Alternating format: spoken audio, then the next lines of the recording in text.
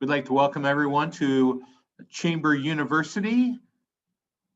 We have a great topic today, the road to the new reality with Samantha Girano. This is being recorded.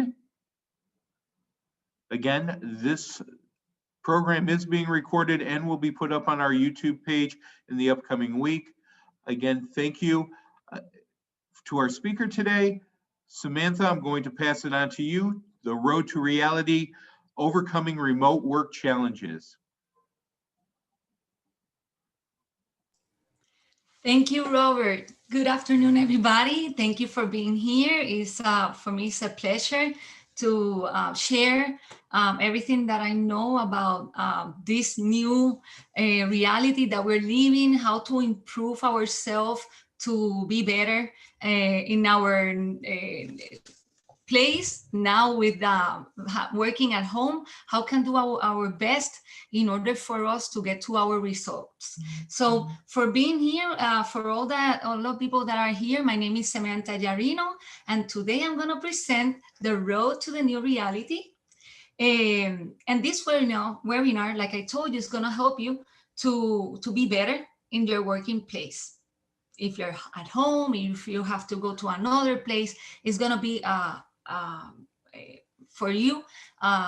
We will have a lot of information so that can guide you. First, the overview, what we're going to discuss is build the resilience during times of change. How are we going to build that resilience that we need in order for us to get better and better now that we're living in such a worried things, and we are always worried about what is going on outside. How are we going to deal with all the things that are now we're working with the kids inside our online and daily basis. We're working with the kids in the online platform as they are studying also with us. We're going to talk a little bit about resilience so we can help you. Also, increase your productivity while working at home. Let's see what are those things that stop us, that we're struggling inside the house when we're working at home, to start improving ourselves to get better and better. Overcoming the virtual meetings, anxieties, and gain self-confidence. I know that I'm being a little, right now I'm like a little nervous, but that's part of the game. As soon as I keep on going, I will keep on track and all these things, because as people know, I had in one time my English, I tried to improve it, and I'm doing this now to keep on my limiting beliefs out of my place and continue improving in my English. And this is a great opportunity for me to express myself and keep on learning in that way. And also we're going to learn about elevating our presence in our virtual meetings. What we need in order for us to look better, show us like a leader, how to stand out of the crowd, to talk in front of the people without us sometimes turning off the cameras.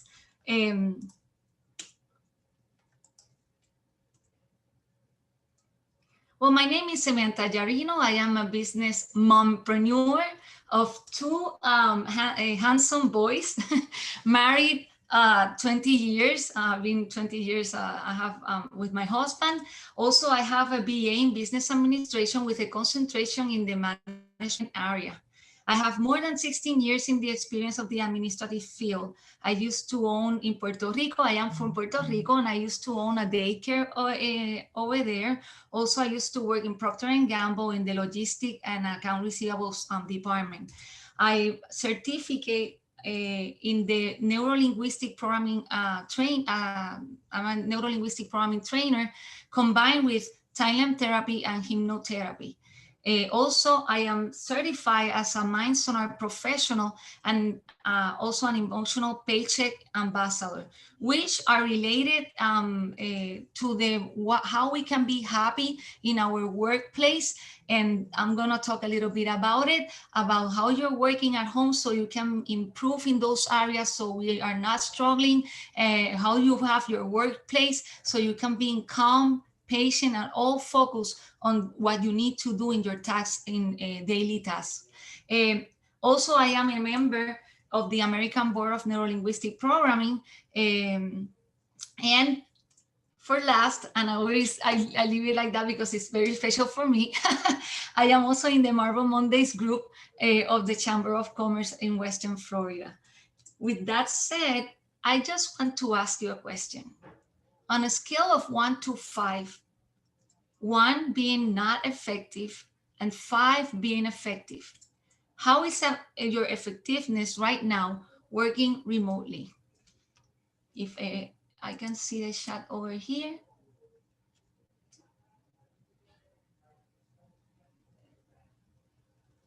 1 not effective, effective, perfect, perfect. So let's keep on going, because I know that some people are struggling right now. Number 4, perfect. So we're gonna continue to see how we can improve on that. So the first thing that we have to look up in ourselves is how we're feeling in our emotions. What are those emotions that we're dealing that can affect us, the momentum, and I did it in Spanish because I like it, I did it by my part. It's like the momentum of the pandemic while working remotely. As everybody knows, we're having a hard time. Sometimes we can feel like we are feeling stress. Sometimes we can feel like we are our emotions, maybe we can have anger, anxiety, because we're doing a lot of things. We have to turn on some projects. Maybe you have a task that you have to be done and the kids are asking you for food, or you have to make lunch for them because now we're cooking so much more in the house, and we have to do, we're dealing with so many experiences today that can get us to have a mix-up of emotions inside of us. But even feeling those, we have to reject it, because at the end of the day, what we are trying to avoid is to have, and reject this because I don't like to say it, but we have to be conscious about it. We have to avoid the burnout. Having so much things in our hands, being multitasking, which I will say maybe later on, multitasking, doing so many things at the same time can put us in a position that we can feel tired because our brain cannot do a lot of things at the same time. You have to focus on one thing so they can both, the two hemispheres can be both together in order for us to focus and to get to the results that we want. If our logic side is working on one thing and the emotional side is working in another thing, believe me, they cannot work together. And if they cannot work together, you will have it will have a fight and a conflict inside your mind. Here the question will be how you're coping right now, coping with those emotions that can affect our well-being that are in our surroundings. So how everything is affecting you and how you're coping with all these emotions and with all these changes. Let me see here. Because the thing is that we need to recognize what stress looks like and how to build resilience in order to manage and have control of our emotions to feel better. So that will be very important. As you can see, this guy in the slide is having a big stress. He doesn't know where he is, and we don't want to get to that position, right? So we have to train our minds by changing our belief and accepting the great transformations that are coming, by understanding that changes have always been in our life, always. We are right now in the fourth revolution of the industrial era, and we're changing soon to the fifth generations, to the fifth revolution. We have been since older times, since Little House in the Prairie, we have been working with all these changes in the industrial area, and we continue to have those changes. But by understanding the changes, we have to be conscious about it to continue our life. The reason why changes have come much faster in today's world is because of the technology. We have been experiencing with technology advances, and every time we continue to have faster things, like right now we're working with the 5G in the technology, the mobiles. We don't need right now, even we can work even in our phones. That's how we are going so fast, and it's gonna be it's gonna continue to keep on going to that track. So changes have been always with us. Today is much faster. And another question that I would like is my coping with the changes being effective? If not, what do I have to do to accept them and be more flexible about it? Because I help clients to overcome with those mental blocks and obstacles that they're presenting in order to get to the results and get to the action. But the thing is that they don't know that they have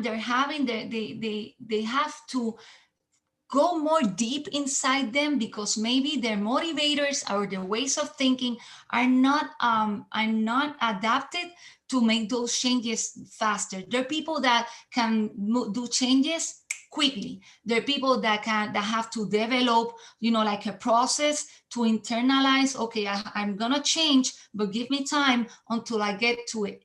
Give me time until I internalize it, and I will go with the flow, but don't push me, because I'm gonna get stuck. And there are people that get stuck because they don't like the changes. It's difficult for them to do it. But we can help them as coaches. As I help them to overcome those moments, those ways of thinking, and to see their motivators in order for them to keep on working and accept the changes in a more effective and easily way.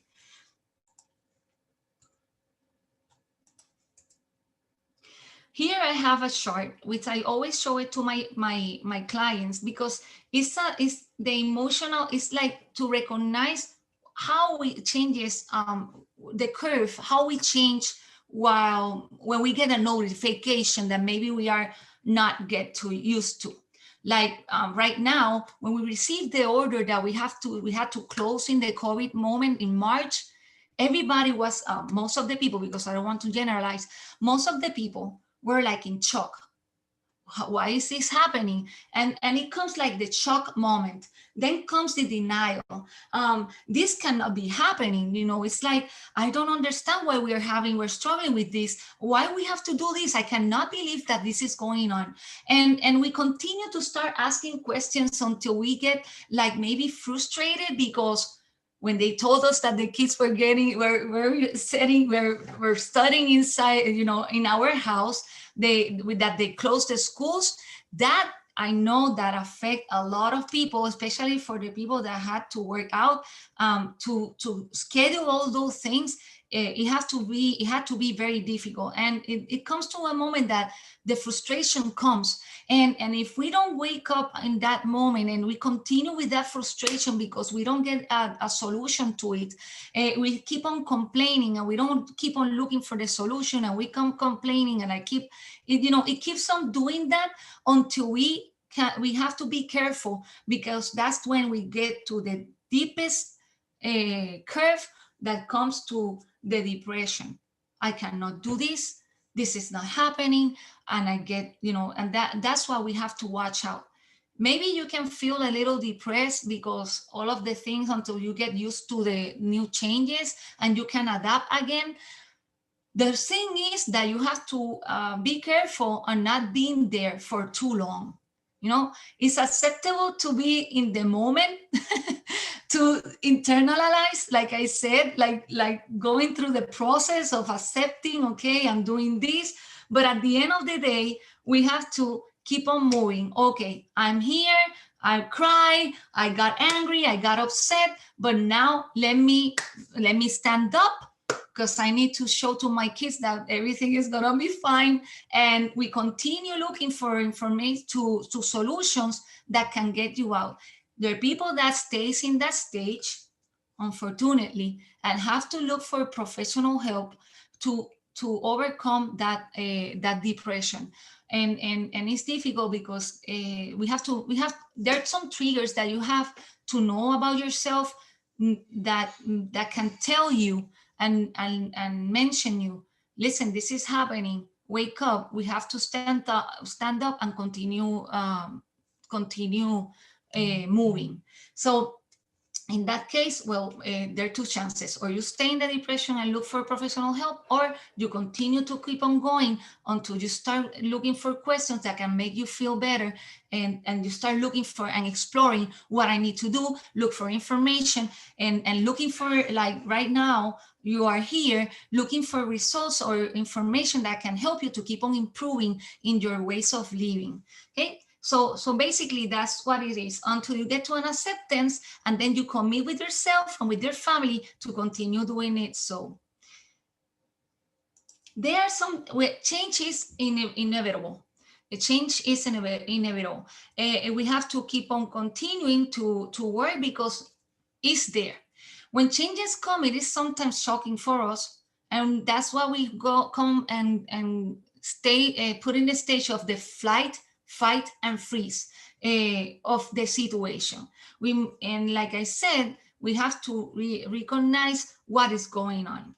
So change is inevitable, but it's part of our life. We are dynamic beings that are always transforming. We're always in that transformation. Today, maybe this affect me, but later on, as I continue in my process, I will let it go and I will process it super fine with no everything can flow with it.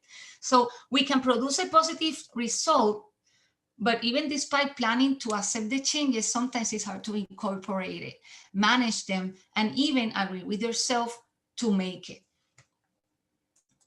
Then we have the one to challenge you.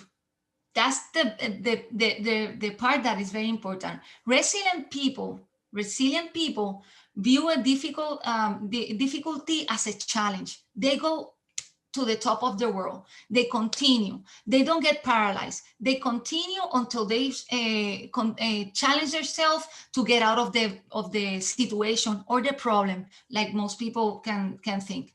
Okay, so basically what you are looking is that the failures and mistakes, there are gonna be some failures and mistakes that you're gonna start having, but the opportunity is to learn. They see it like a learning process. Resilient people see all these challenge as learnings and continue improving and continue giving more, and they don't give up. They continue, even though they struggle in their way, they continue to do it until they get to it. Also the commit with yourself, where I'm gonna be now and what is my situation right now and what is my desired state.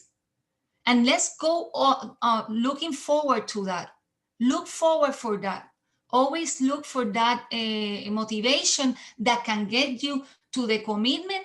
And it's because of your values. What is important for you? If you don't know what you want, if you don't know what is going on, and you don't know yourself, all of these challenge yourself, all of these like changes, you're gonna struggle with changes, and also with the commit with yourself, you cannot make it. So these points are very important for you to get conscious about it and to start working out in order for you to stand out of the crowd and keep on going. Okay, so other thing is to be flexible. Our mind can discipline. It's a very we can discipline, and we can, if we are aware of what are the changes that we have to do in our life, we can accept the changes by being flexible. And that's part of being a resilient person. Also to accept the changes that are happening to get in order to the results. Improvement is always possible. We're gonna have our, we're gonna be getting down, we're gonna have our obstacles, we're gonna feel like we did it, we're gonna do a lot of mistakes, maybe we're gonna fail, but the thing is that you stand up and say, okay, because from successful people, we know how many times the successful people have failed in their life, and they continue until to get to the results that they want. They always say that. So we have to see this as always as a possibility. Improvement, if always try to improve, always look for things that makes you improve. We must have to be stretched on our capacity to train our minds to go for it, like I said before. And this is called in neurolinguistic, and we call it neuroplasticity, which refers to the ability to the brain to adapt. We as humans and our brain adapts to every changes. And as I mentioned before, since the first revolution, since the cavemen, we have been adapting and adapting to changes, and we are okay. There are things that we struggle in the moment because we didn't expect it, but at the end of the day, the most important thing is that we have in our mind that we want to change, and that we can adapt to those changes in the most effectively way. So if you always do what you always done, you'll always be where you're always been. So this is part of the game. If you keep on doing the same thing all the time, if you don't start looking for new things, you're not gonna learn. And if you don't learn, you're gonna get like stuck, because you don't want to get out of the comfort zone. People struggle because we get out of the comfort zone.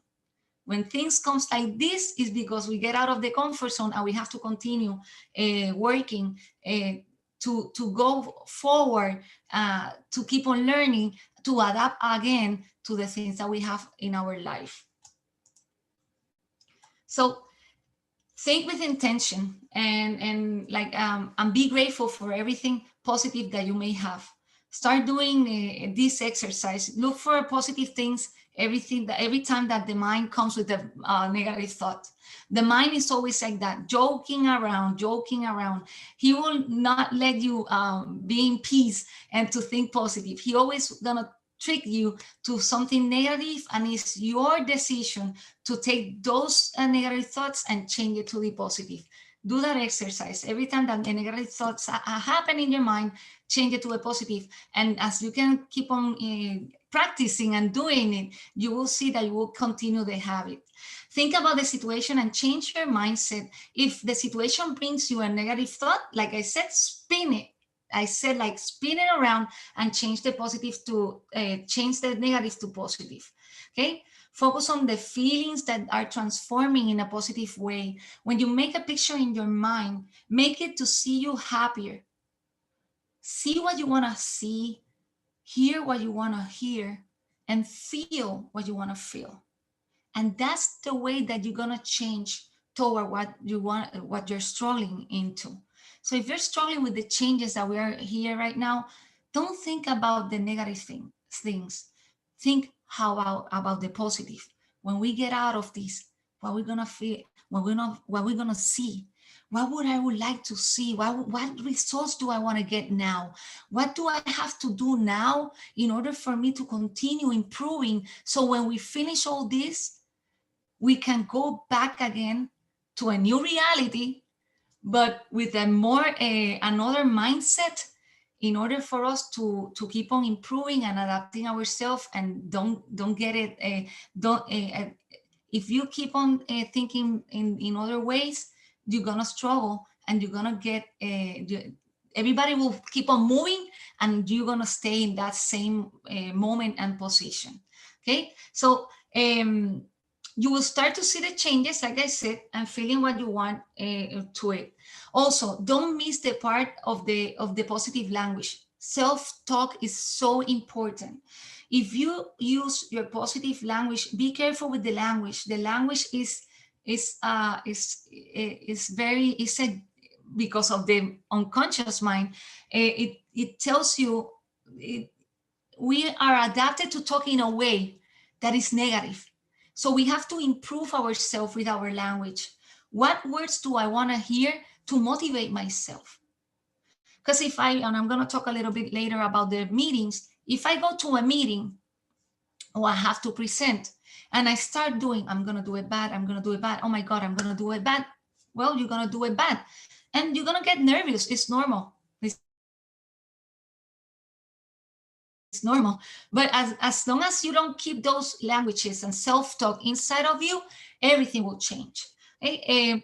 Use your imagination and creativity to empower yourself. You will feel even more motivated. You know what you're looking at. You know, sometimes we are too logic in our side. Our left hemisphere is always we're always in that logic side, and we don't put in action our right side, the right hemisphere side of the brain. We need to put them together because they are aligned. They have to align themselves to keep on working like two little brothers.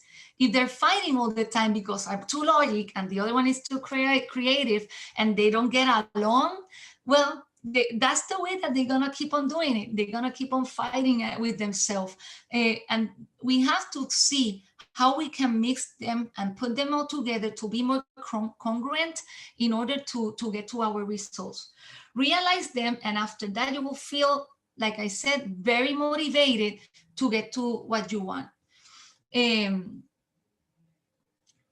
As long as you keep on moving and going that track, you will start seeing that you're activating those neurons, you're activating that vibration of your body, that alignment of the mind and the body to make things happen. And it's incredible because if you do the exercise, you will see that is so true. When you align yourself in the congruency, I'm gonna do it right, I'm gonna be great, I can mess up, but I'm gonna continue because I'm not failing. I'm gonna continue. There are learnings area, there are learning movement. Right now here, I'm learning.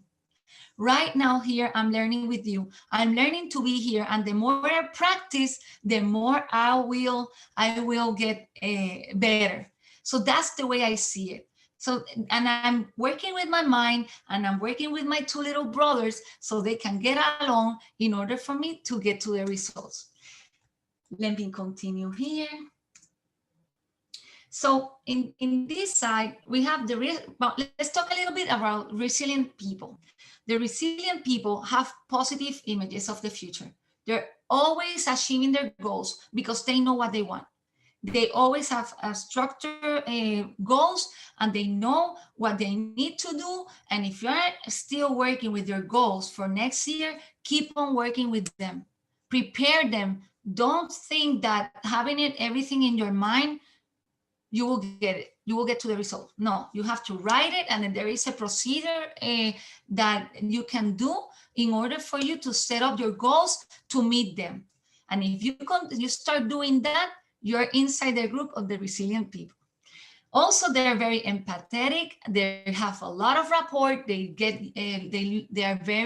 have this empathy to work with other people. They know how to communicate. The communication, they are very assertive in their communication in order to get along and to look to the results that they need, and even to align with another person and work with the results that the other person, that if they're looking for the same thing, they can join together and they can concrete that the goal that they want.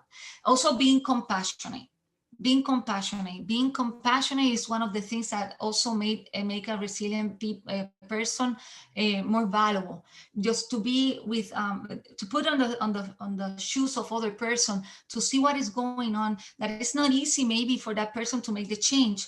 How can I help that person? If I'm in the other side, that changes for me are easy. How can I help that person, the other person, to improve in that area?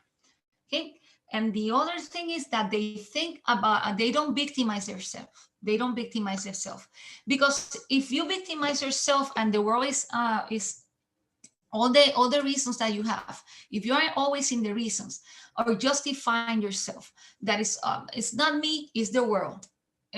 Because she have the fault, and I did it the right way, but that person didn't do it the right way, and that's why I fail. So you have to focus on that's energy that you're losing, to change your mindset and to have positive vibes to continue working on what you want. If you keep on doing that, believe me, you're going to stay in that circle, vicious circle that won't let you follow through to make changes in your life. So focus, remember that focus your intentions so energy can go to that. Okay. They don't blame. They don't blame either. Blaming is another thing that affects a lot of people, and resilient people don't do that. So we have to keep on improving. If I made a mistake, okay, I made a mistake. I'm responsible for it. How can I change it? Next time I will do it better. Next time I will not do it. Okay, next time I have to prepare better. Next time I have to do this. Next time I will do. And if it's not a next time, because sometimes the door closes, well, maybe there is another opportunities that you can have in another ways. Always look for the positive side. Always look for the positive side, and you're gonna see that doors will. You know what? If a door closed, 10 doors will be open. So never get a, because sometimes we want things to happen. So we want things to happen in that moment. We want this to happen. I want this and I want this. And if you don't lose and you're not flexible to let it go, you're not, it's there. It's there. You won't do anything. But if you say, okay, let me be flexible, let me accept the changes, let me see what is going on in another part, maybe this is not for me, maybe there are better things that are coming for me, and that's the way that everybody and everything can be more loose, and it will flow. It will flow for what you want, or and I dropped the pen, but everything will flow as the best as your need. Okay, so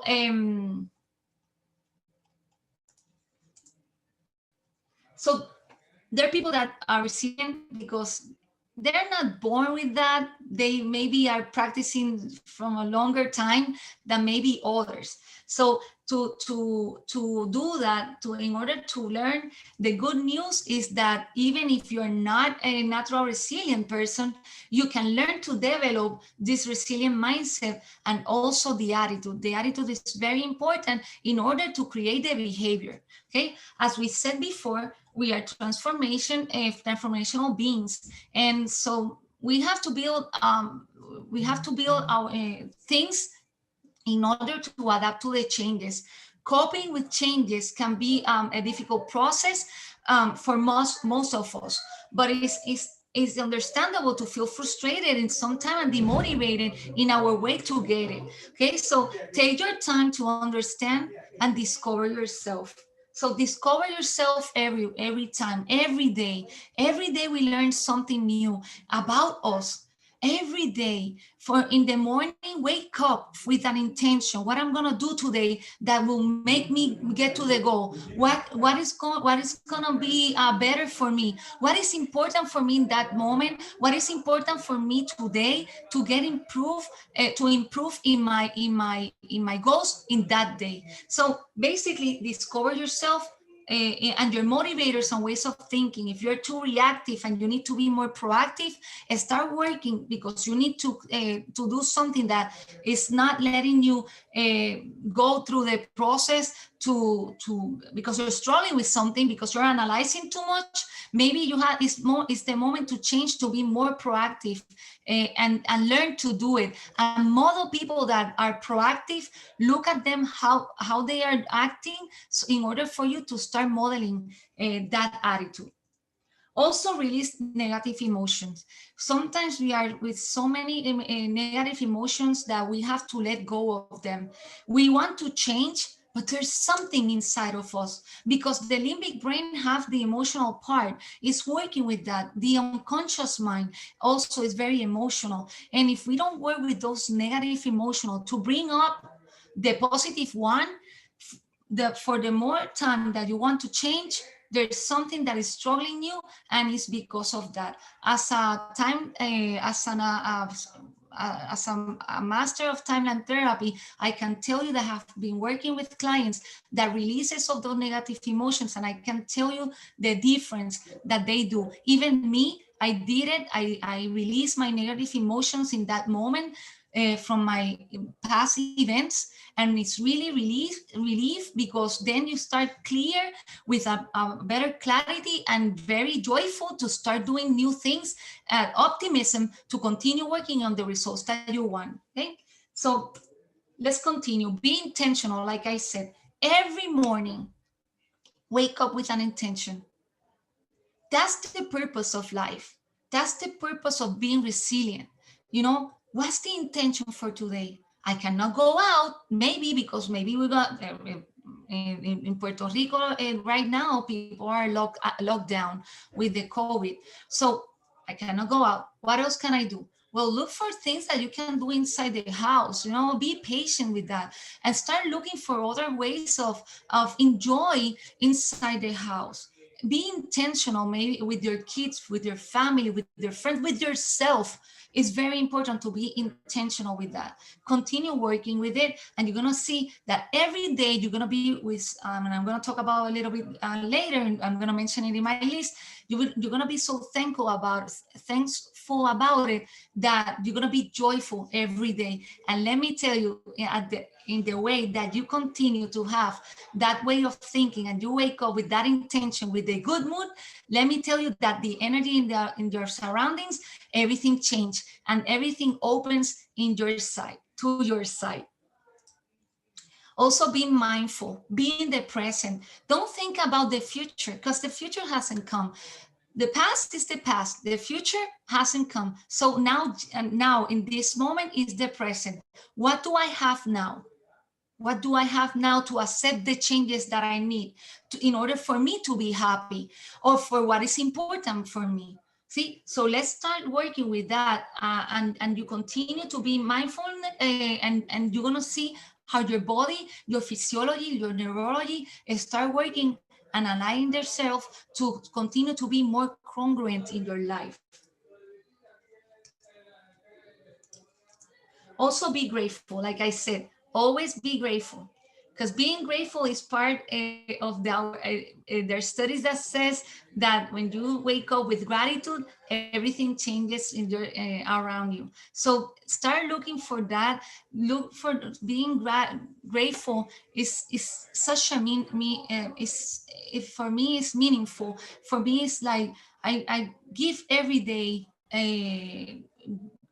I thanks for everything that I have, even though things maybe not are not maybe that positive, or maybe you don't want the way that they are right now. But look for, reframe your thoughts, reframe those thinking, and look of how you can be grateful, and what are the things that you can be thankful in that moment in order for you to feel better. The neurology of our brain changes, and your body, everything in your body changes.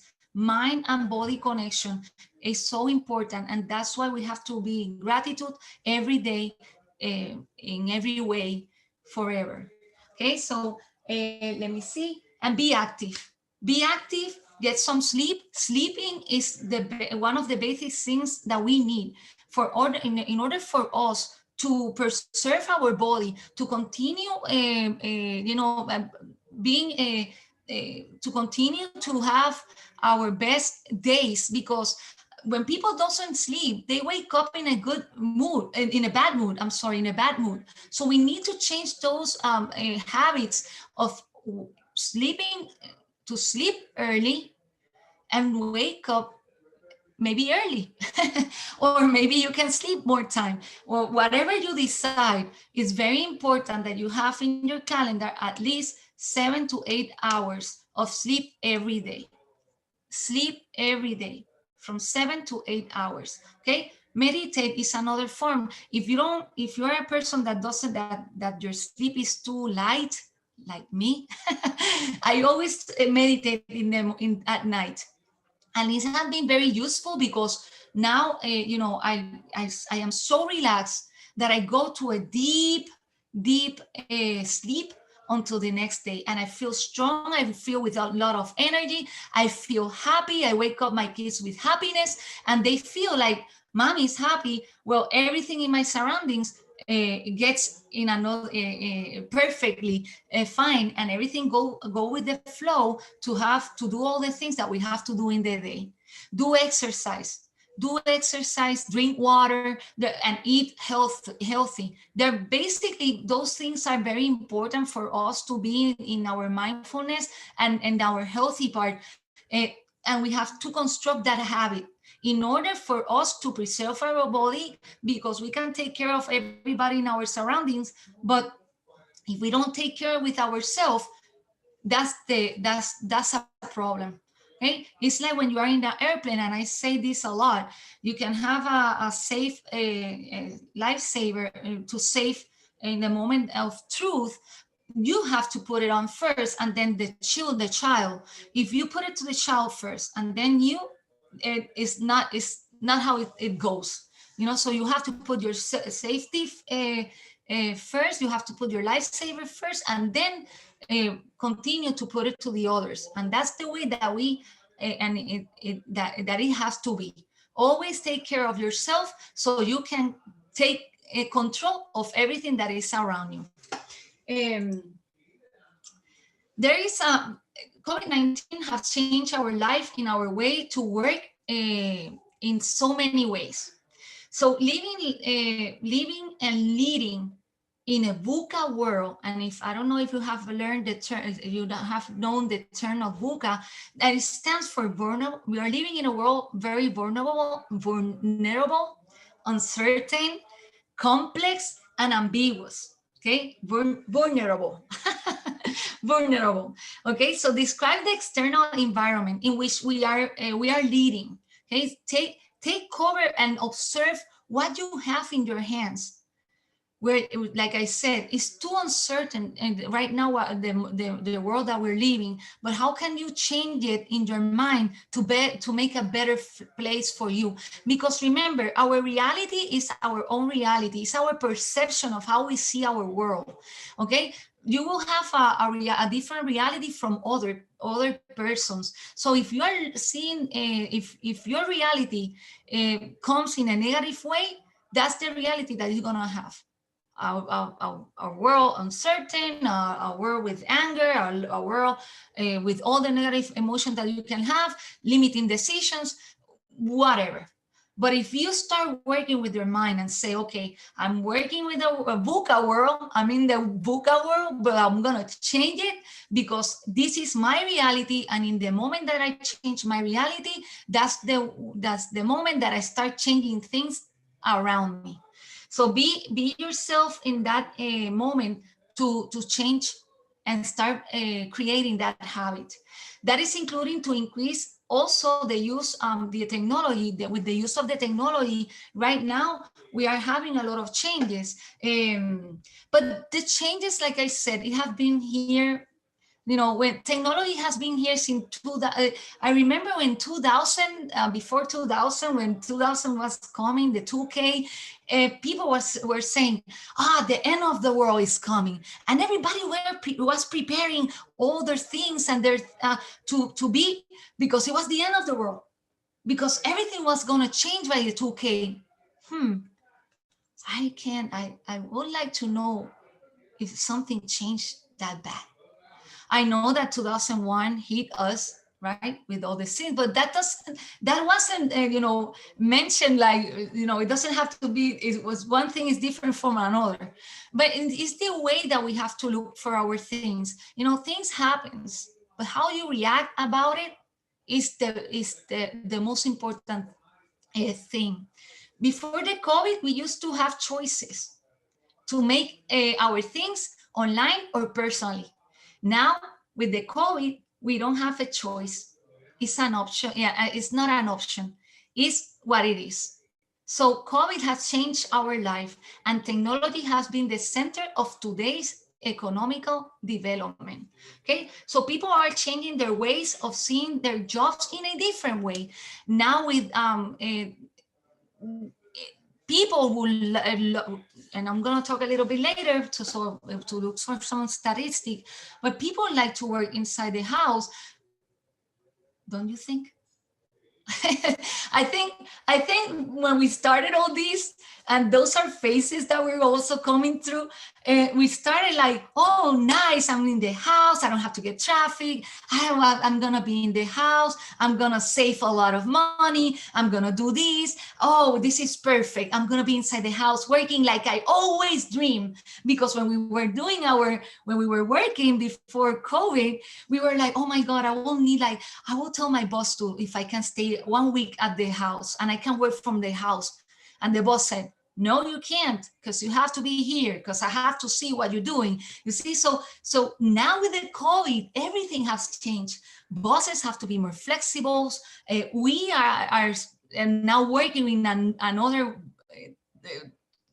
form of our ways of working inside the house, because maybe before you were having only the laptop. If you see how I have my studio right now, in where I am, it's incredible, because I have lights, I need the camera, I need a good camera, I need this, I need the best platform to start doing meetings, I need this, I need this platform also because it will perform for my performance, and I did. So now we are looking more in deep with more perfectionism to look for those things that are better to work better in our house. So why working remotely has been so challenging? Because, like I said, we were very happy working inside the house. It was so awesome. I can be in my pajamas from from the waist to my feet, but not anymore. Now I have to get dressed. Oh, we're going to talk about it later. Okay, so we are challenging. We have been challenged these days with technology challenges. Technology. We also feel like disconnected. We feel like isolated. It have been too much. Have been too long. Yeah, I can tell you that I have been in my house right now. I'm in my parents' house, but without going out anywhere to protect myself since March. Since everything started, my kids online, my husband works from home, and it has been okay because I have worked with my mind, but there's sometimes that I struggle because I wanted to go out, I want to see people, I want to communicate, but I only can communicate from the camera right now. So it's okay. At least I have the camera, I can talk to you. And basically that's some people that are very social needs to have that connection. If the person is very kinesthetic, also they need to have that touch, to that personal thing to feel good, And if they don't have it, they're struggling with it. Misunderstanding communication. It's not the same as you are in person and talk to the person and clarify the doubts and clarify with your boss and your leader about how are things are going to be done. It's not the same. And maybe you can send a text message, but maybe the way that you send it, the other person with his perspective, he will understand it in another. And there's going to be a lot of misunderstanding and in our communication because of that. Because the way that you are communicating, maybe the person that is receiving is not receiving it at the same in the same language, like I said. Distractions at home. How many distractions at home? Right now, I receive one. Having you in the camera, I just received one because my kids were loud.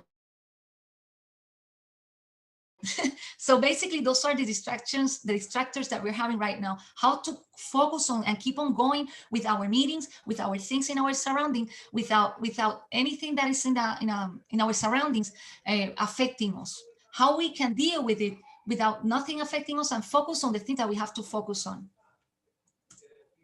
Technology challenge, like I said, right now we are struggle because when we started with all this COVID, we started with the virtual meetings, people were struggling with the Zoom, they didn't know how to do things, They still are struggling with how to deal with it. There's a lot of kids that right now are online schooling, and it's difficult because there's some parents and some grandparents that are not that technological savvy. So for them are very difficult to continue and to look how they can help the kid to continue the connection, the internet with the internet connection. So basically, technology has been a very big challenge. Also, if you the calls can drop, and you don't know what is going on. The Wi-Fi goes drops also. So we're struggling with a lot of situations that are the new reality right now. Also, the lack of time management. Time management has been a very difficult situation, because right now we're cooking, we have to stop working, maybe you're focused very inside of what you're doing, and it's time to make lunch, because that's the time that you have to make lunch, and you have to stop there and continue working with the other things. When you come back, you forget, maybe you had a great idea and you miss it because of the situation that you were having. So there's a lot of things that are going on in our side. Also the distractor, the social media, if you have the phone always in your side, and the social the Facebook start popping up, and other thing, the WhatsApp is another distractor. For me, it's a very big distractor, because I have a lot of groups, and it's a continuing chatting that they have, and it's okay. But there is a feature that you can put it in silence, so you can control your time in the way that is best for you. So the telephone don't control you, you control the time.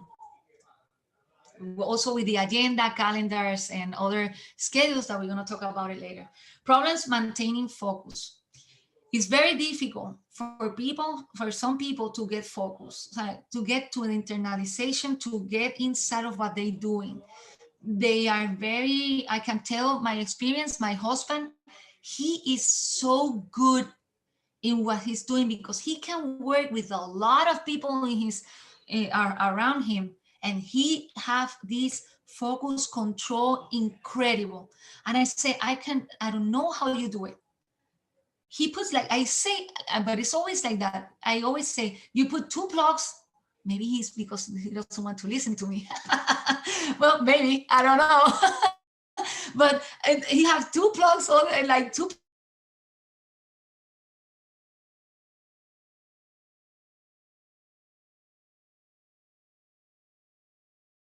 for him, time management is very important. And I have learned a lot from him, because in my side, I'm more active, I'm more interactive, I'm more, I cannot be seated too much. I have to walk, to take my time and walk, because being sometimes in a workplace for so long, it can drain myself. Okay. So, but that's part of one of the challenges that we have to figure it out. Also, the right home setup. We need to have a place. We need to have a place to have that change of mindset. If you work in your dining room, that's the place that you eat. If you work in your master room, that's the place that you sleep. So you have to put your mind, so the mind can say, okay, this is my area, this is my workspace, this is the moment that I have to focus on this. And then your mind will change. When you go to the kitchen, what do? Your mind knows that you have to cook.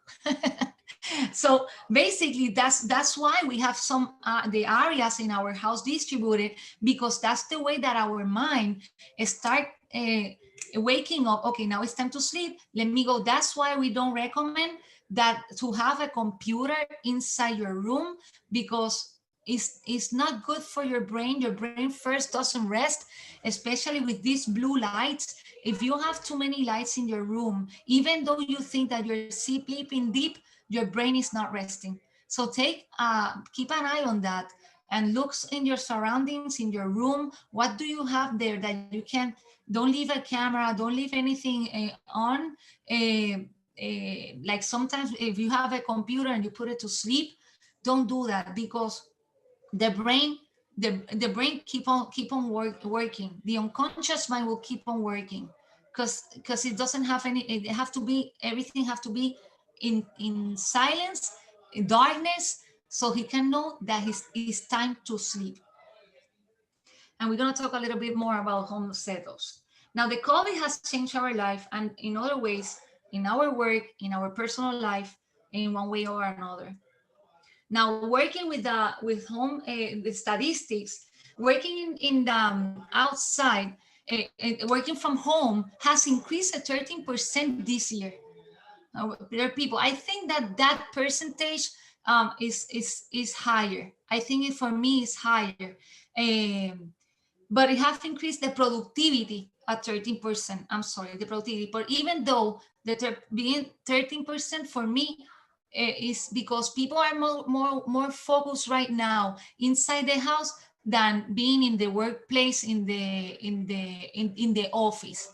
So because there in the office you chat with other people, you take your coffee breaks, you do here we continue working sometimes from when the moment that we wake up, we continuously work until the end.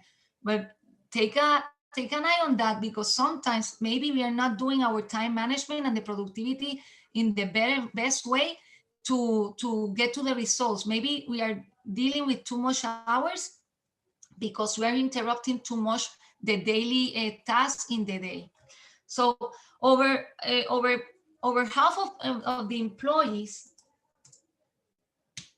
over half of the employees, 52%, said that their employee needs to invest in better technology. So, in this side, you can see that they are asking to have better instruments. Like maybe the Wi-Fi have to be right negotiated with your leader so they can, help you to have a higher frequency, so you can work better and you can have a better signal. Also, maybe you will need your desk, maybe you will need another products, other things, papers, supplies, anything that you are using in the work office that you need right now in your home office to continue working to get to the results. 45% of the employees reported attending more meetings during the pandemic than in the office, compared to 21% who attended fewer meetings. It's incredible, but it have been changed. Now we're doing everything by virtual, so obviously it's gonna be higher, our meetings, the percent of meetings. So we have to have a better camera, better microphones, better things so we can they can in the other side, they can hear you, they can see you better, and they can enjoy the conversation that they are having, especially when you're having a webinar. Okay, so companies expect like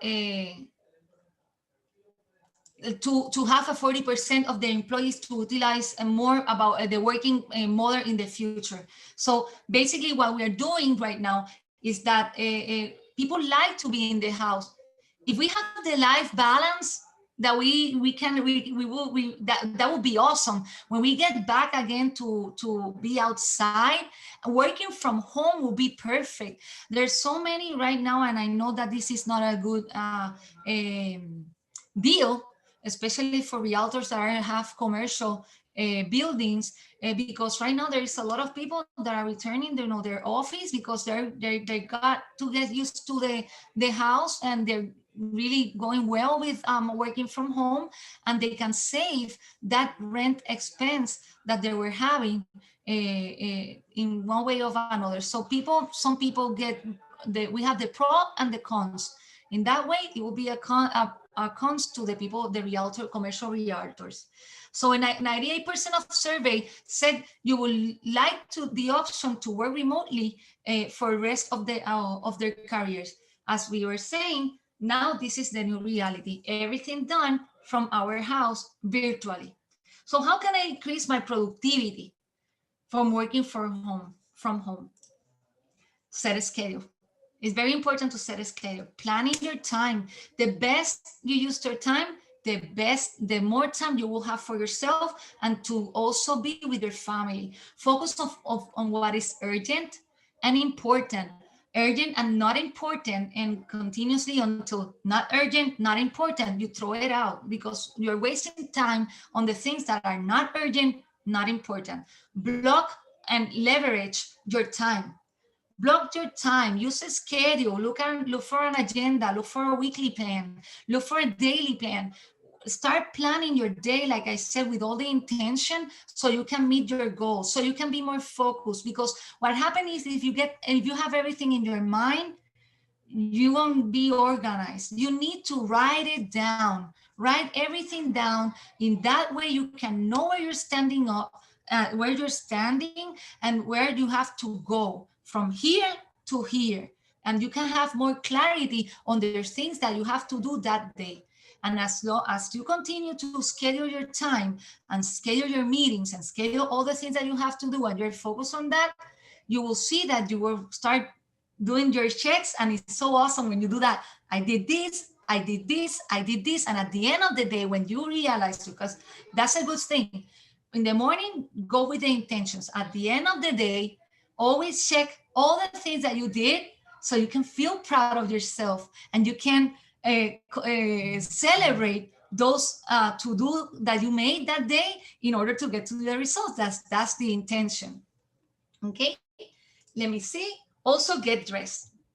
Please, when you are doing virtual meetings and starting your day, I know that this guy is from the waist up dressed, but it's good to be dressed since the morning. When you wake up, think that you're going to your workplace and dress yourself like you're going to business, and put your makeup, do your hair, bands, put your perfume, and everybody, try and look for the intention that you're feeling that you're getting out, so you don't feel like you are in the same routine. Because what happens is that you get demotivated. If you take your calls in a pajama with no makeup, you don't do your hair, and like that, that's the attitude that you will have all day.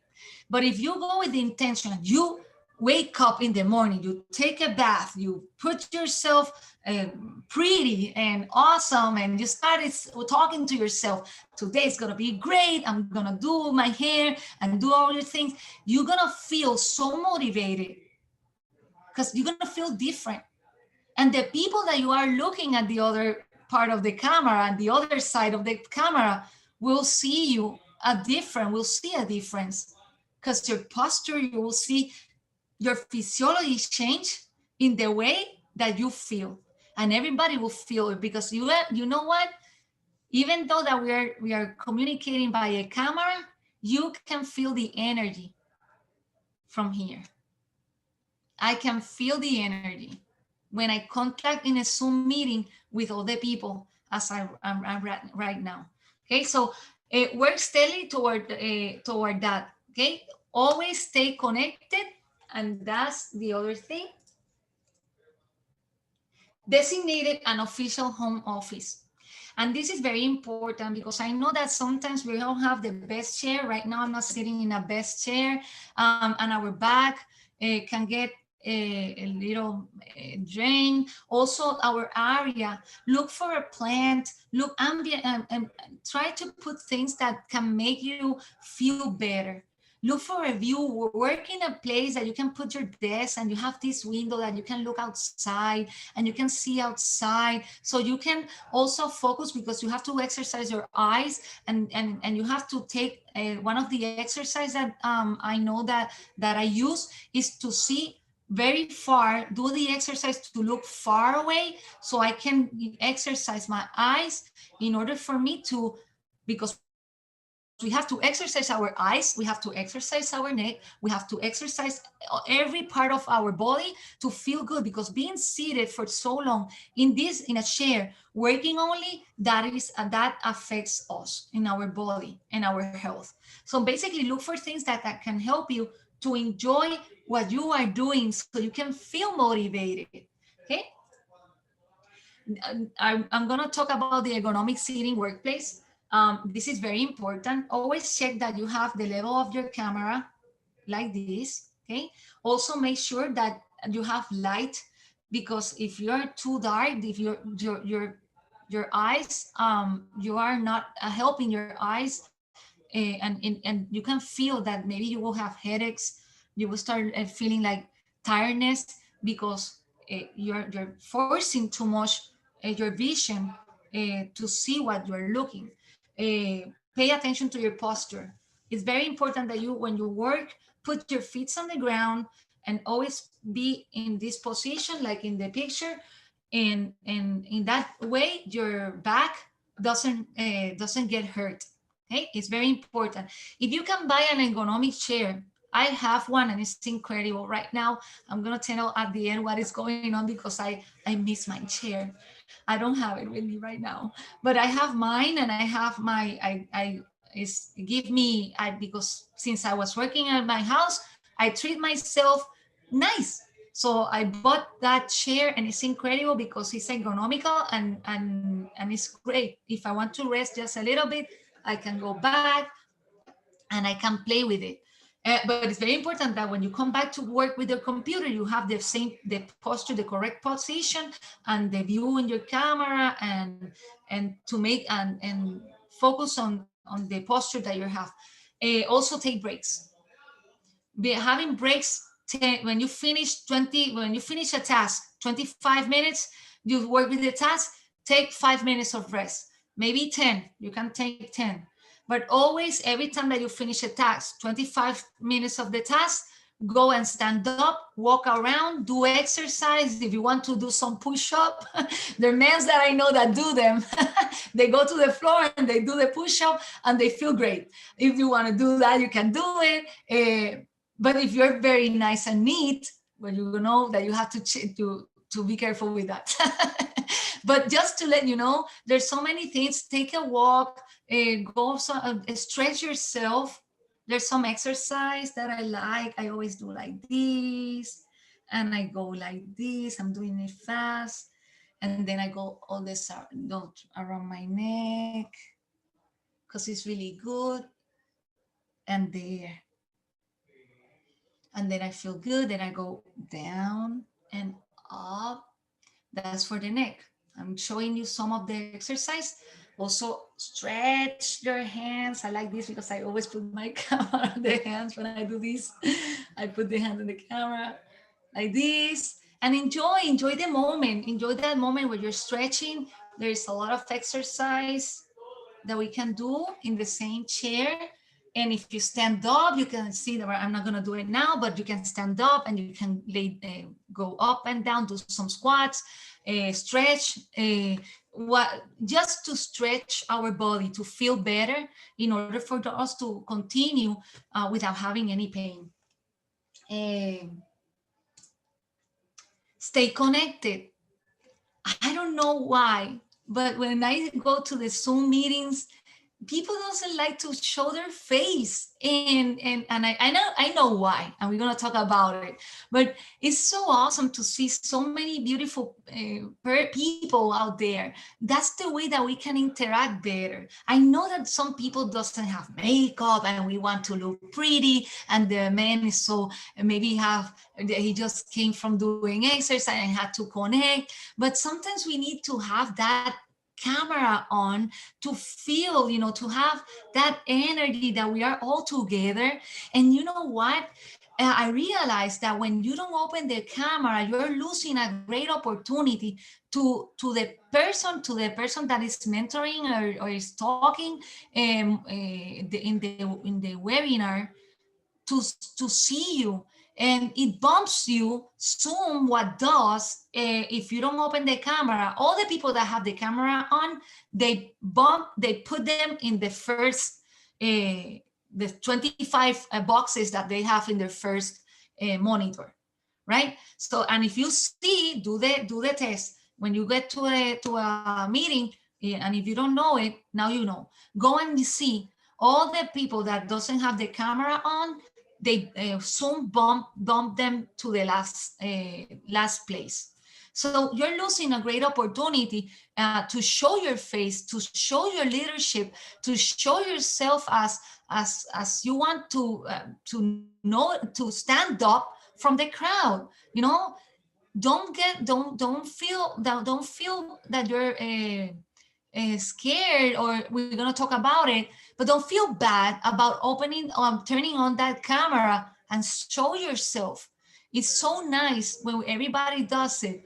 It's so you can engage so much, and we need that right now with these ways of living. So stay connected. It's very important that we stay connected. Look at how many beautiful people we are seeing smiling over there. So let's do the same. And of course, if you get dressed like I said before and you're ready to rumble, well, why are you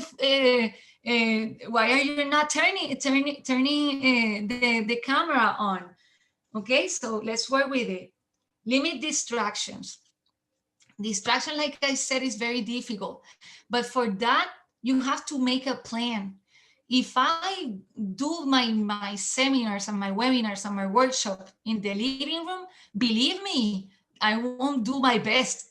Okay, it's because I will have noise. There is a lot of noise right now outside, but and I cannot do it. And I have been with people that unfortunately they don't have other space that in the living room, and it's difficult for them to get the message and to leave the message to the person, to the people that are on the other side, because of all the interruptions that they're having. So it's good to have a plan where you're putting your camera, where you're doing all the things in order for you to have a great and successful virtual meeting.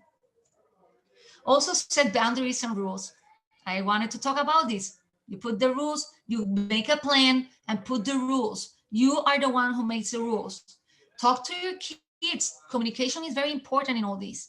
If you're having a meeting, tell your family, listen, I have this right now. Plan, make a plan, schedule the plan. Listen, I have this day. I need you to be in silence. Let's see what we can do. If you have little kids, maybe you can plan if you have somebody who can take care of the baby or the kid, or maybe, and it's okay because right now with the new reality, as long as you have the baby entertained with toys or something, just get prepared as a mom. The best thing that you can do when you have kids, have a lot of snacks with you all the time. And if the kids start asking and you see that he's moving, give a snack. Give a snack in that moment because that will give him entertainment so you can have a peaceful, a nice virtual meeting. I have a friend that she just got a birth, a baby, and she does her workshop with the baby. She is doing everything, so it's incredible. I say that she's in another, I have her in this pedestal because she's so organized and so planned that she have everything under control. And you cannot have the kid under control, but when the kid gets a little bit, she knows what she needs to do. And she put the baby here, and the baby is okay until her husband comes and he takes care of the baby. But as long as you know and you have a plan, make a plan, have a lot of snacks, put toys, you can, and we can understand when we are in a meeting that you have a baby, because now with the new reality, the other side, the leaders or the other colleagues have to understand that we are living in a different moment. And until this ends and until we finish, we have to keep on and we have to accept all these things. And that's the part that we get empathized, like the compassion with the other person. As resilient people, we get compassionate with the other person. And that's the way that we can help the other person to feel better and to engage also and say, what a nice person, he understands me, okay, perfect. And that's the relationship that you're building with that other person, that she will be very grateful with you because of that. But set boundaries and rules with your family, very important. Now improve your communication, like I was saying. Always talk. If you don't talk, we don't communicate, there will be a misunderstanding, there will be a conflict, there will be a problem. So we need to start focusing on that, improving our communication. If you communicate, there's no reason. I have my kids and they say to me, oh, I have this problem with the teacher. Send him a message. Mommy, send him a message. He will understand. Talk to him. Let him know. When you communicate, everything gets clear. And if it doesn't get the negotiation that you want, at least you can get to another negotiation that can be better for both. So if you have something that is worrying you as that you need to talk with your leader about your concerns, about your doubt, about how you're feeling, go to your leader and talk to him. Leaders, we have to we have to challenge and trust we have to challenge ourselves and trust more in our employees, trust in them. When you delegate, when you have, if you need to delegate to somebody, it's some task, delegate. Supervise him at the first, but not supervise him. It's just that going to him and tell him, do you need help? Are you okay with the things that I gave you? And that's the communication. It's not, what are you doing? Let me see, did you did this in that way, in my way? Because the person will obviously will react, you see. But if you go in an with an assertive communication and you go to the person and say, listen, do you need help with what I gave you? Do you have any problem?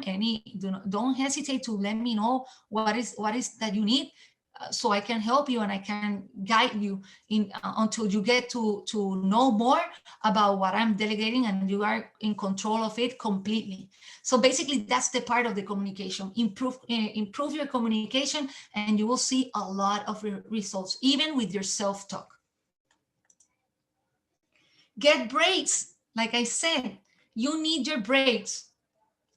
Every 25 minutes, take a break of 10 to 15 minutes. Every 25 minutes, you finish your task or doing something. If you finish a meeting, take a break and then come back. If you don't want to take a break and you know that you can do it, at least stretch in your area, but do something that you can be in movement, because the important thing here is that you can be in movement, because we are now working in a place, in small places that we don't have any choice that to be here. It's like the kids now working from school online, doing online school. They have to stretch because they're sitting in all morning until 2 o'clock, until 3 o'clock, until 4. In that seat is too much. So we have to keep on moving, and you will feel better.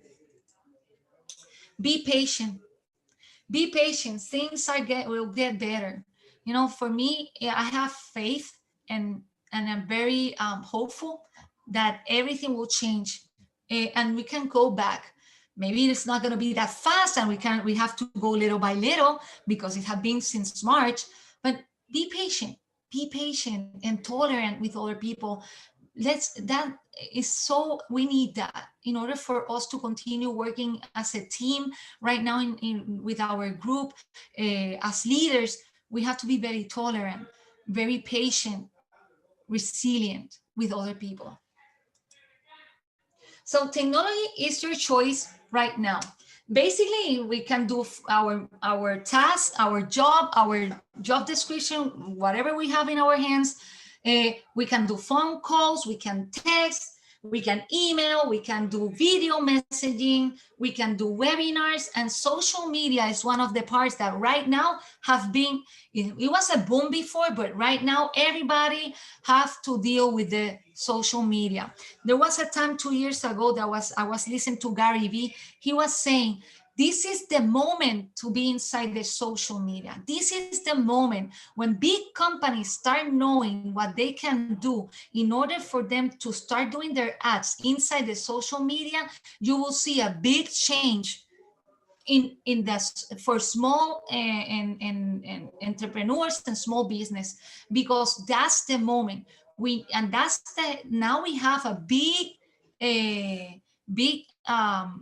wave of a lot of people doing business inside the social media, because that's the way that we interact with other people, even in the outside of where we are living. Right now, I communicate with people from Puerto Rico.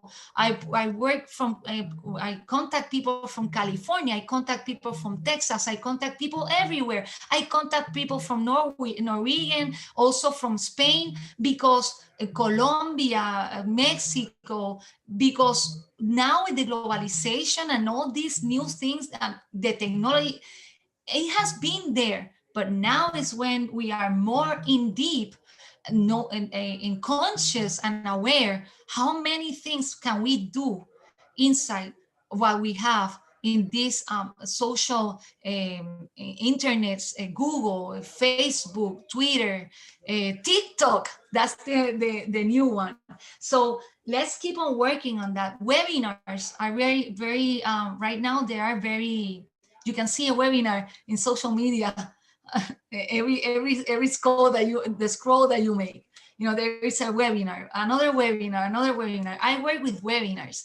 For me, they're very useful because that gets me to talk and to interact with the people that I don't know, that I want them to know me. So basically, that's the video messaging with my family, with my business partners, everything. I do most of my calls through Zoom. There are other platforms right now. Google have Meet. We have another Hangout. Also, Facebook have the messaging platform, which WhatsApp also have video. You can do video meetings, and there are other platforms that you can use in order for you. I use Zoom. For me, Zoom. Also Team Microsoft, I use also Team Microsoft. So there, you look for the ones that you want, the ones that cover your needs, and you can understand better. So if it's friendly, use for you, you start exploring those things so you can choose the platform that you want.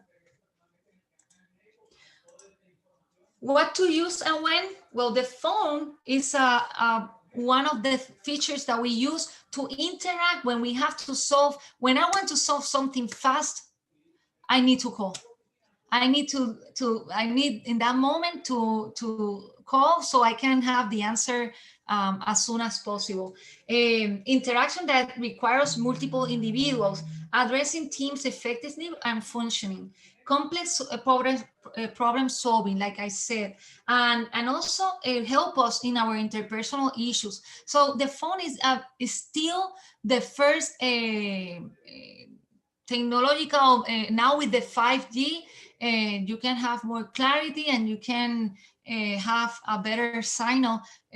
Most of it's still working because there's some places that we still don't have 5G, but if you go to the Dolphin station, you can have that coverage, and you can see your game, your football game. So basically that's what we do. We do the interaction directly with multiple. We can do multiple things with it. We can also text. We can also be doing conference calls without looking at ourselves. In the other part, we have video conference. That's the technology that we're using now most. We're using Zoom. We take our feedback. Have the same features as a phone, but we can also add the new things at having video calls and doing with more people, have more interaction. We can do our meetings. We can do our coaching sessions. We can do, if you're a psychologist, you can do your meetings there. You can attend your clients there. If you want to do one-on-ones, you can do it. I do my Marathon Mondays one-on-ones. I'll do it by Zoom, virtual. I like to see people, and I love Zoom. Also, the instant messaging interaction that requires our real time, right? It gives you also, it's a good way because if the person is occupied in the other side, you leave the message, and when he have the time, then he check and they can answer you. That's another option that we have.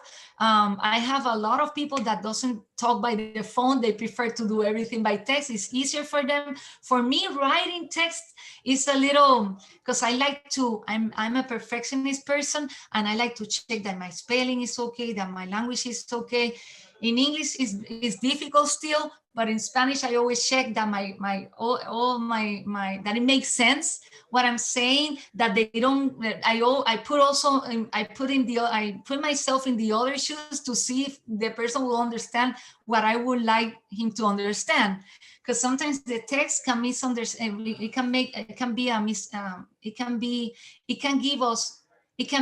make us misunderstand the message that the other person is sending. So we have to watch that. That's the pros and the cons from the instant messaging.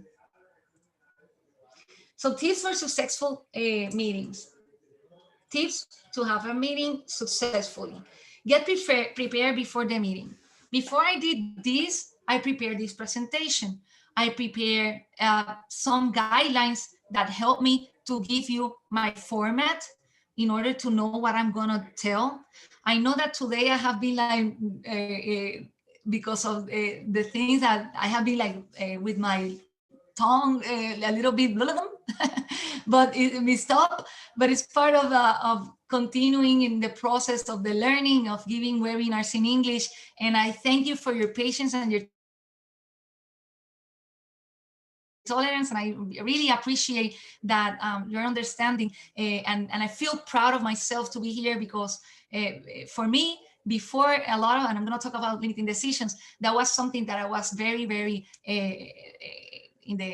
struggling with. So basically you have to get prepared. In Spanish, I get prepared all my information. I do my presentation. I practice the presentation days before, because we have to get ready. If you're meeting with somebody,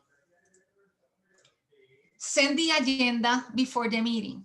Okay, if you're meeting with somebody, send the agenda so they can know. If you're having a meeting with their employees, always send the agenda so they can know where they are going, and they can follow your guidelines.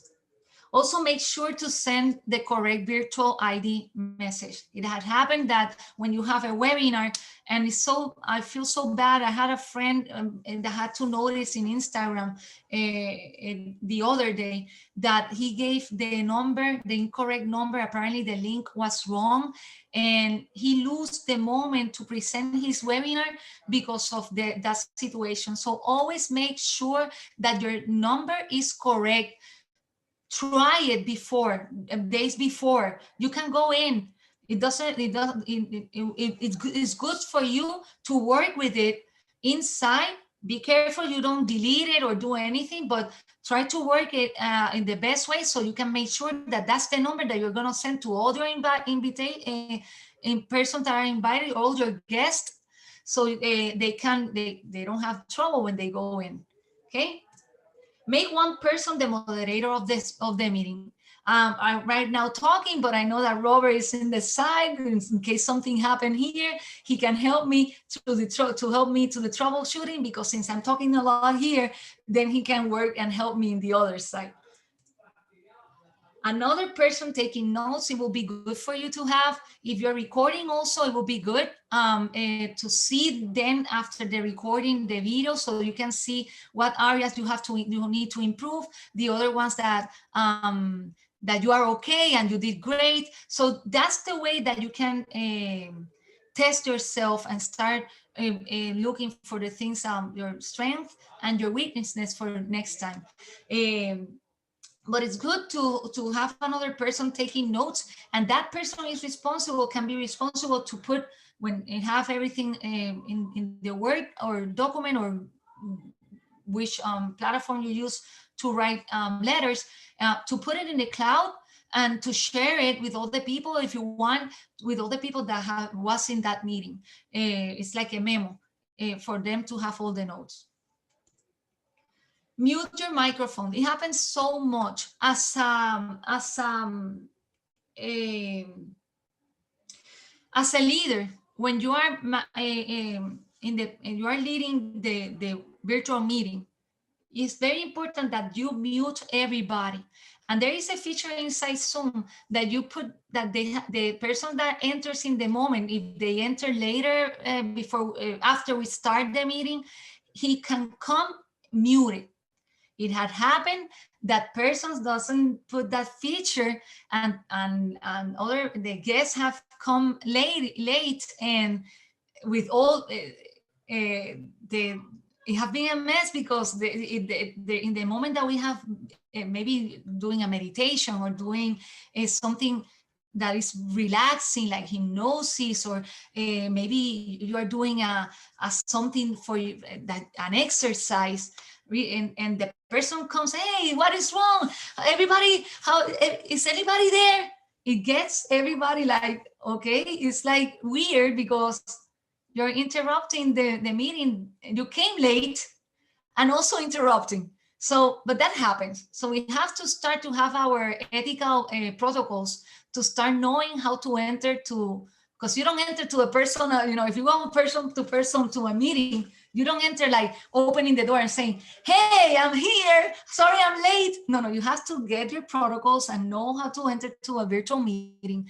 Always mute yourself, and please, you can put your in the chat, good morning, everybody. Then when you have time, you can unmute when everybody start talking, then you can unmute and say something. But in the meanwhile, you can chat and say, good afternoon, I'm sorry I'm late, or apologize, and that's it.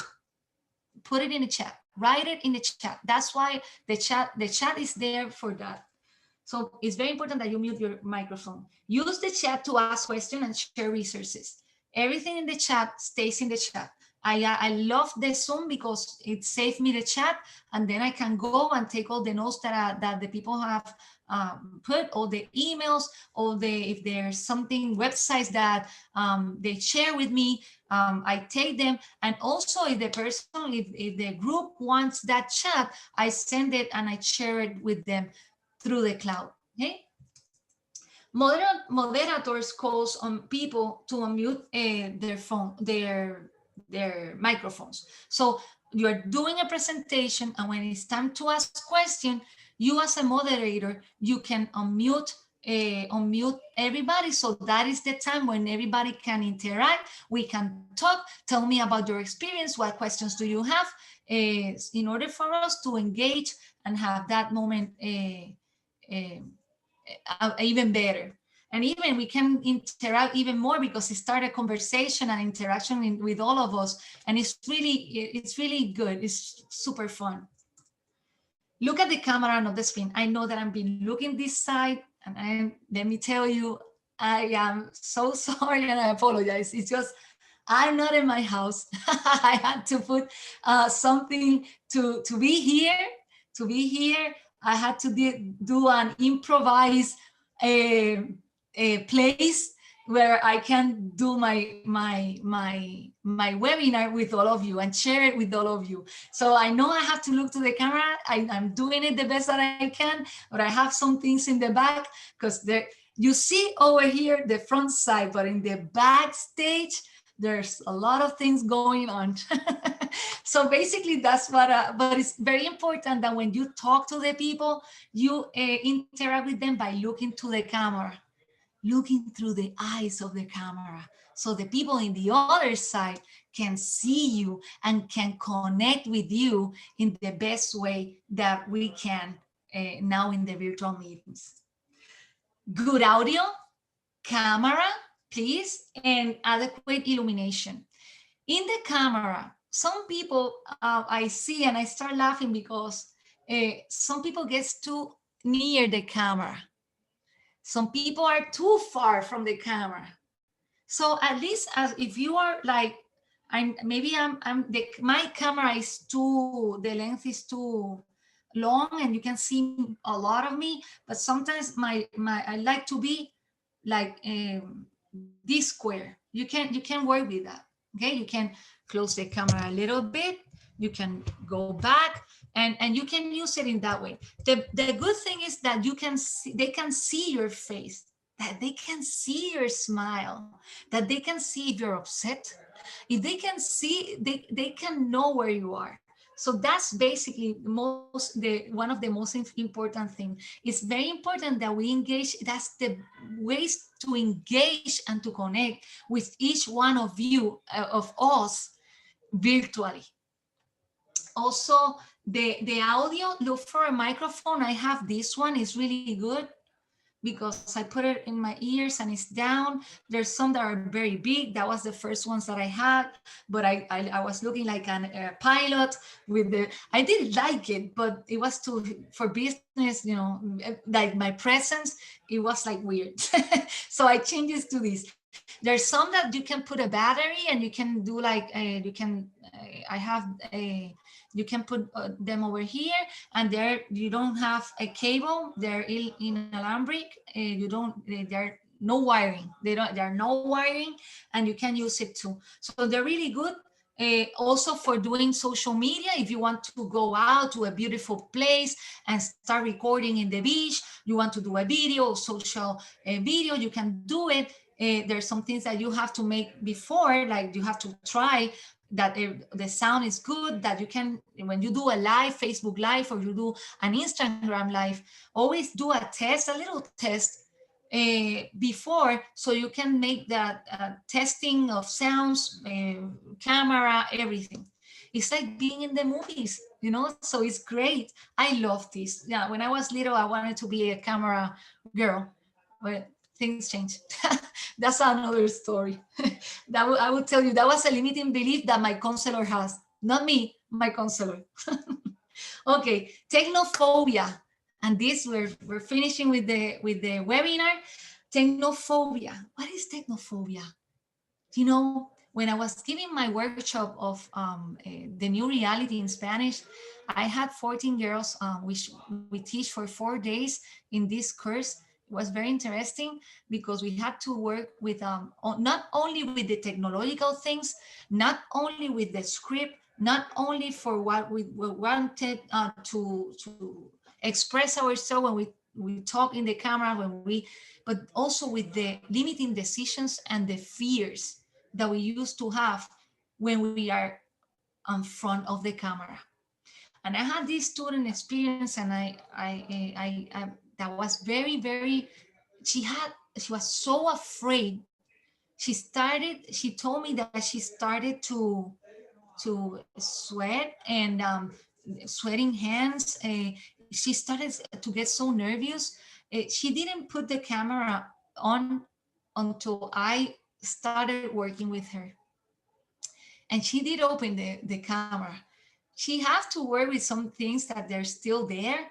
But the thing is that we have to respect that, of course, because we have to deal with some events maybe in the past that there was something that made her afraid, or something, maybe she was talking in public in one time. I'm not saying that this was an example, I'm talking about other people.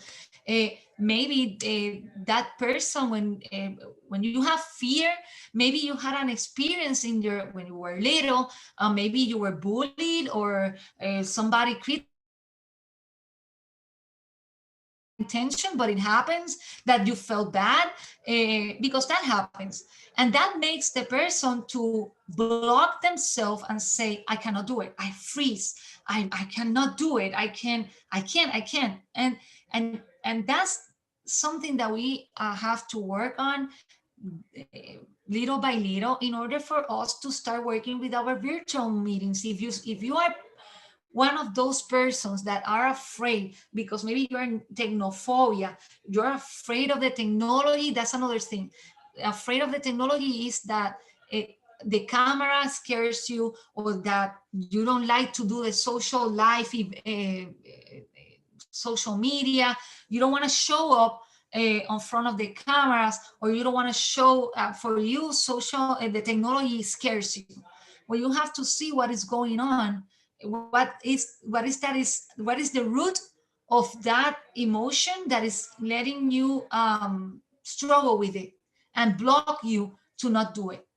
So it's very important, and and if you're shy, being shy can be work.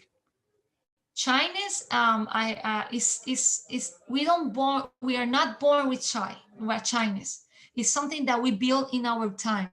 Maybe, like I said, was a negative event in the past that you were shy, because the person that is shy it's not that it's introspective. It's a big difference between being shyness Shy and being introspective, because introspective is the person that is indeed with her all the time. But a shy person maybe wants to socialize, maybe wants to know people, but he's too shy.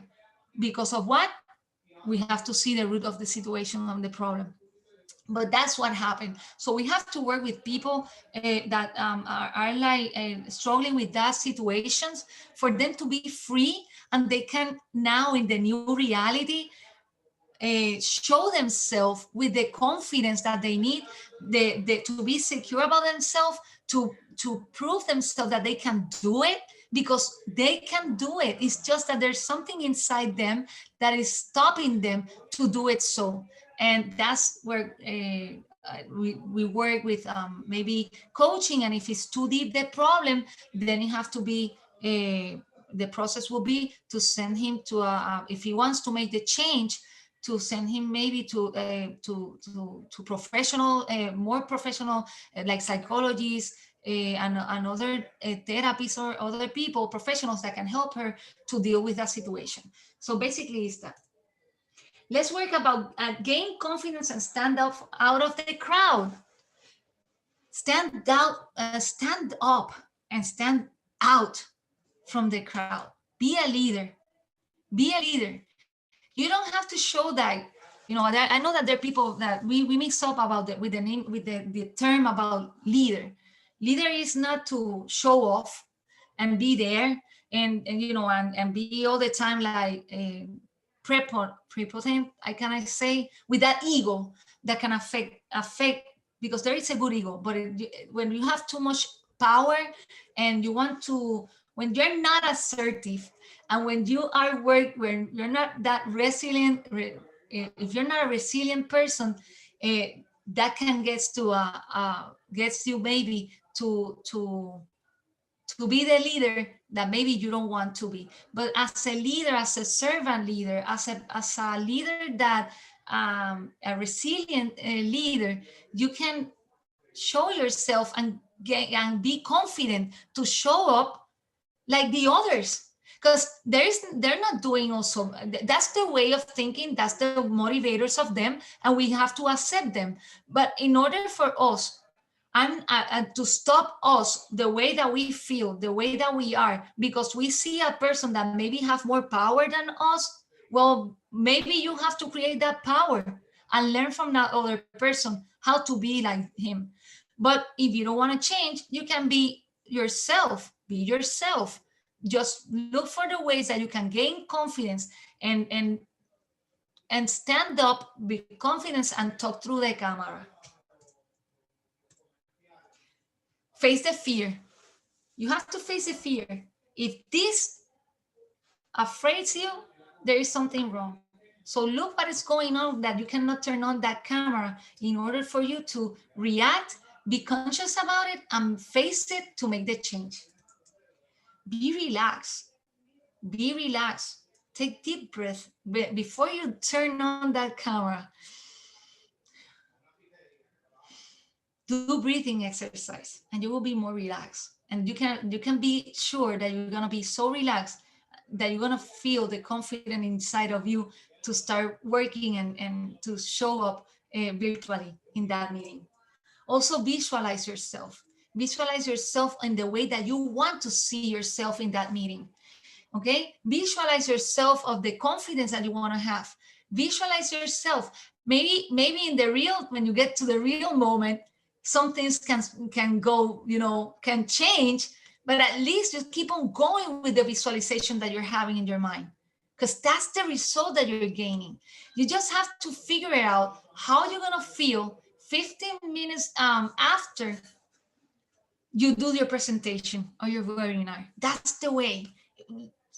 Just see what you want to see, hear what you want to hear, and feel what you want to feel when that moment comes. When you finish that presentation, look for what you want to see, for what you want to hear, and look for what you want to feel. And that's the way that you're going to do a visualization in order for you to take the results and stand out from the crowd. Have confidence. You can do it. The only person that is limiting to do it so is yourself. See what is going on in your mind. Remember to reframe those negative thoughts, put it in positive, and start working with them. Okay, just let it go and just jump to the other side, jump to the other side that you want. It's better to take the risk than not to do it. What will happen if you take the risk? A lot of things can happen. Even though you can make mistakes, it's gonna be good because you're learning. But if you don't do it, you get stuck. You're not doing anything. You're there, standing up like that, nothing. So stand up and stand out from the crowd. Have the intention. What intention do you have? What is my intention today here? My intention is that you know me better. My intention is to let me know that and that I'm here to support you. That if you need help in any way, that to deal with your anxiety, to deal with the fear of being in front of the camera, to help you, to support you, to how to put the lights, to how to talk in public, how to move around, how to be more resilient, how to work with your thoughts, to your mental toughness. Just, I'm here for that. I'm here to support you. I'm here as a servant leader to help you in the best way that I can, to have that relationship, to build that relationship in order to help you to get to the results. That's my intention. And what is your intentions every time that you do something? That's the question that you're gonna ask. Shift focus. You have to shift focus. Every time that I have a meeting or I have to do something, I take like 10 minutes to take my breathing exercise and start shifting my focus, shifting my focus. Nothing, I have to center myself, meditate. If you need to meditate before, you can do it. I put some music, relaxing music, so that can get me calm in order for me to start focusing, preparing myself so the mind can know this is the time, I'm getting relaxed and I'm gonna do it with confidence and in the best way that I can. If I make mistake, I will improve them later. But now is the moment. This is my present. What can I do now? Is what I have. What do I have in my hands now? Is this. So I'm doing the best that I can. Okay, in order for you to help you to get to the results. Reframe your thoughts. Like I said, negative thoughts, change them fast, spin them all, change it to positive thoughts. Reframe them. I feel tired. No, I have to do it. I don't feel tired. I'm gonna get better. As soon as I finish, I can rest. If I feel tired now, I can rest later. Let's keep on doing. Let's keep on jumping. Let's keep on doing what we have to do. Let's go for it. As soon as I finish, then I can do whatever I want. But now, this is the moment to do this. This is my task. This is my moment, and I have to keep on going. Eliminate negative emotions from the past. Like I said, people that have that fear and have this anxiety of showing on front of the camera, we have to look what happened in our past that we are struggling to be in like this. What happened? What event, or maybe events that were there that now you are shy or afraid or scared to keep on moving and to turn on the camera, because maybe you don't want to be prejudged. Maybe you don't want anybody to think, and you're the one who's prejudging yourself. You're judging yourself, and you don't want anybody to judge you. But the first person that is judging you is yourself when you do that. When you start, oh no, I cannot turn on the camera because this person will think about me. This person will think this, because you know what? Perception is projection. And if you perceive that things are going to be like that, that's the projection that you're gonna show. So if you're having insecurities, if you're having maybe you don't want to be criticized, the first person that is criticizing herself is you. So let's work with that, because remember, perception is projection. Everything that you perceive will be projected to the others and even to you. So let's work with that. And to end the day, I love this picture because she's so excited when she finished her virtual meeting. She showed up with her face, lovely face, with the big smile. She's so happy because all what she had in her mind, everything that she write it on in the morning, she did it with all the intentions to get to the result. And this is the moment that at night she started looking at her results of what she did. I made a story because you know that we have to create and we have to imagine. So for me, that picture shows me that she's so excited of all the things that she did that day. When she opened the camera for the first time without no fear, very confident about herself, knowing about how to deal with her emotions, how to deal with the limiting beliefs, everything was clear out. She knows what happened in the past that she was struggling, and she reframed that event from the past with the learning that she got, not with the problems that she got. She turned it around and she saw the learning that she got from that moment in order for her to turn on that camera with the confidence that she needs. Now she knows about everything. She knows about to be a resilient people, a person, how to deal with the changes that she's going through. She wants to overcome with the fears and all the anxiety that she was feeling. She wants to overcome with all the situations that she's living right now with the COVID. She wants to do the best that she can in her telework.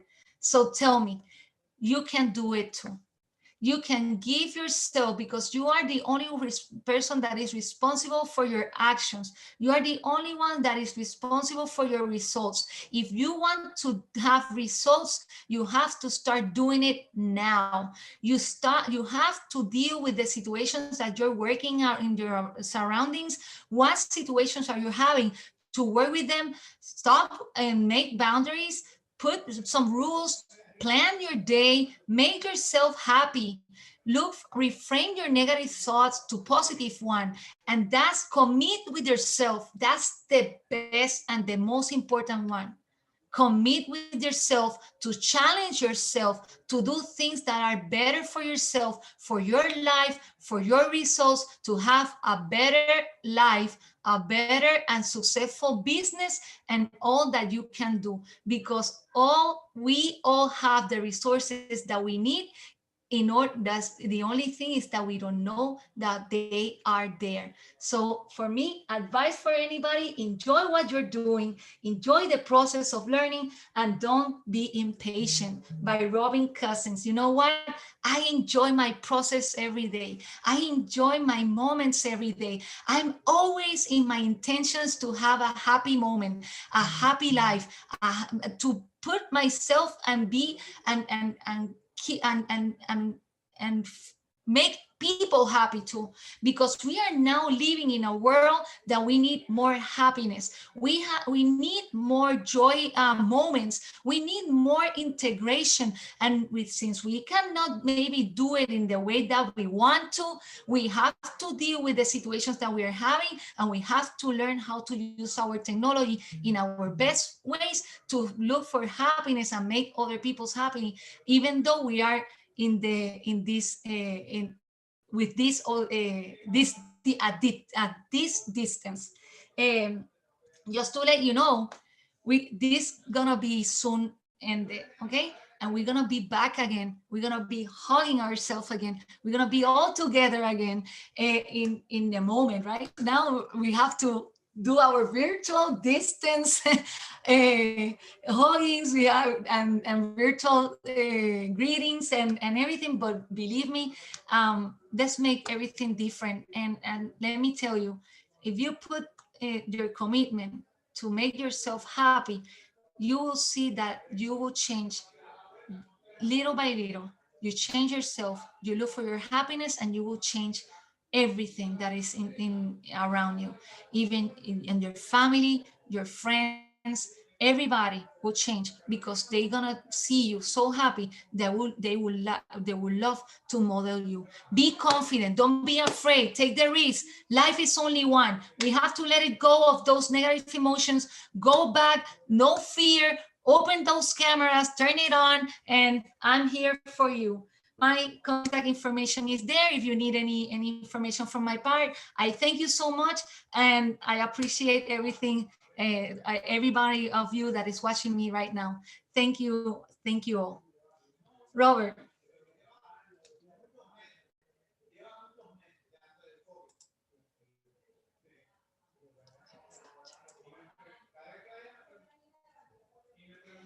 You're muted.